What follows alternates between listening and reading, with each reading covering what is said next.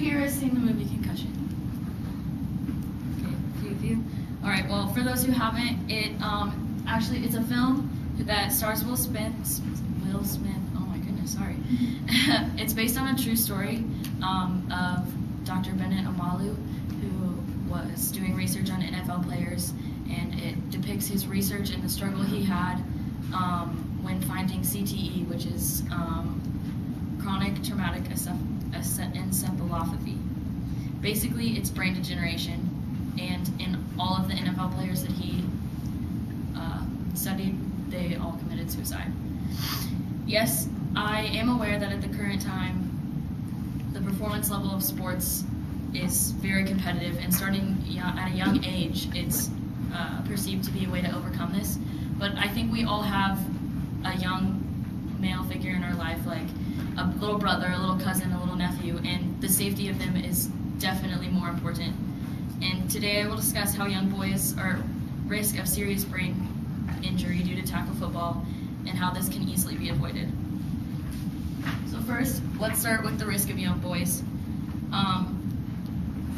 Children suffer from brain injury easier because the myelin, or the protective coating in the brain, is still developing, so their brain hits the side of their skull easier. And according to the Weill Cornell Medical University, approximately 500,000 children a year visit an ER due to TBIs, which is the traumatic brain injury. And among adolescents, they are the single largest cause of ER visits. And as you can see right here,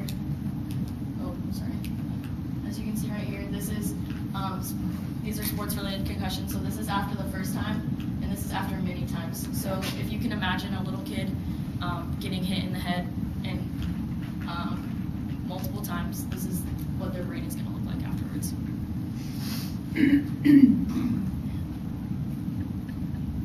All right. Next, in an interview of a former NFL football player, Mike Ditka, which was done by HBO's Real Sports host Bryant Grumberg, Mike Ditka was asked if he had an 8-year-old son today, would he allow him to play football? And his immediate answer was no.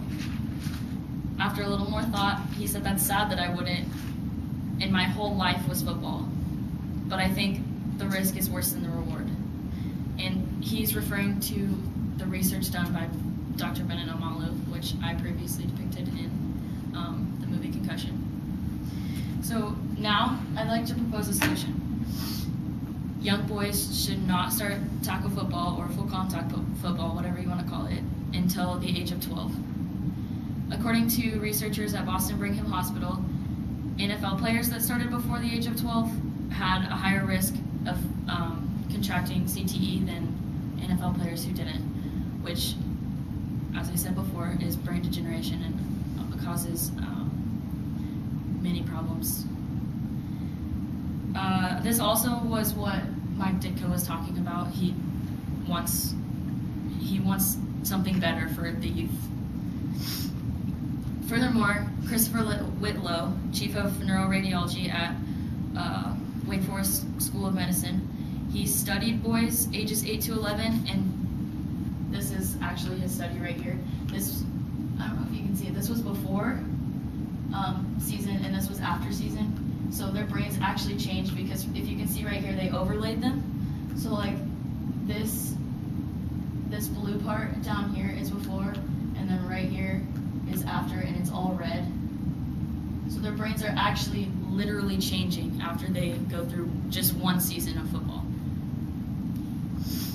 So overall, young boys have an increased risk of serious brain injury later in life as they start football earlier. This can easily be prevented by monitoring the age at which they start and begin brutally hitting each other. The will to do great is what makes an athlete great. Therefore, a true athlete shouldn't be faced by starting tackle football at a healthy age. Is this really something worth risking a child's life?